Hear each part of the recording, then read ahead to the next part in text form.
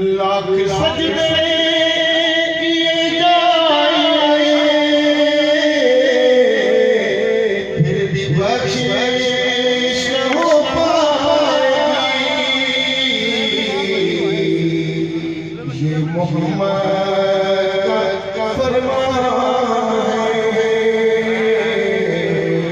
इनके घर से वफा कीजिए।